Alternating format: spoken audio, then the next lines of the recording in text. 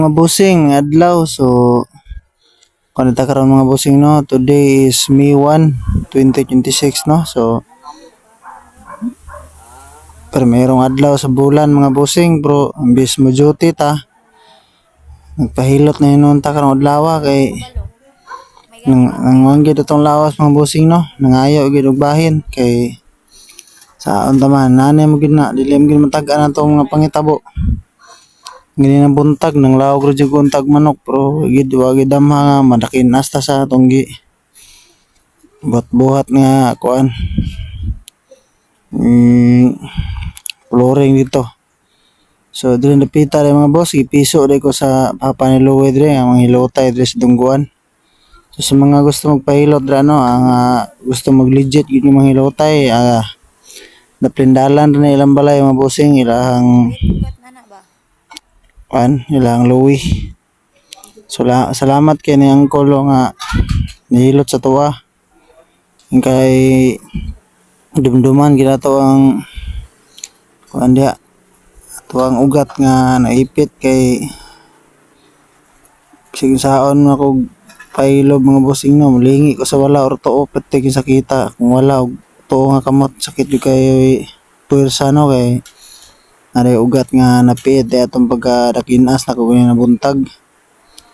So asap na no, giayo niya piso tong likod diha kaya gi kuan na to ang mga kasukasuhan kay mo gitay nagkus og pamaol kanang napanuhutan ng maong kuan busing ba maong piang maong lusay ba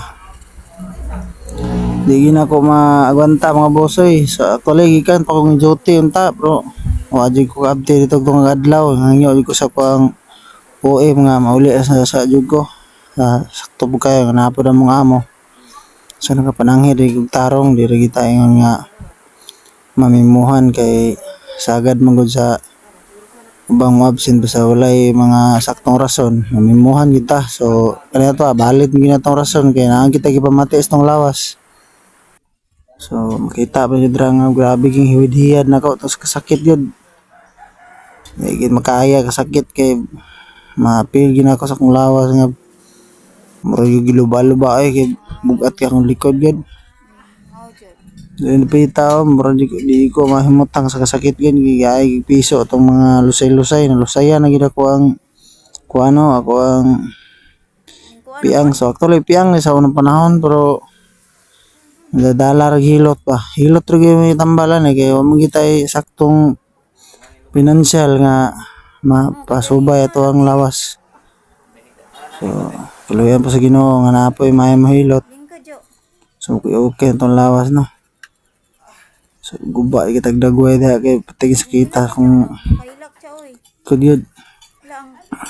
So ganina no pag abot na ko di gid malihok mo baga karon makapamirsa ng tagtarong kay subay na gid atong kuan. So napita di lingkod ang tanang Uncle ni bossing kay aron kuan ato ang mga sukasuhan. Ako ang pamati da di gid explain na grabe gid kasakit. So makita yan sa last part sa video mga bossing no nga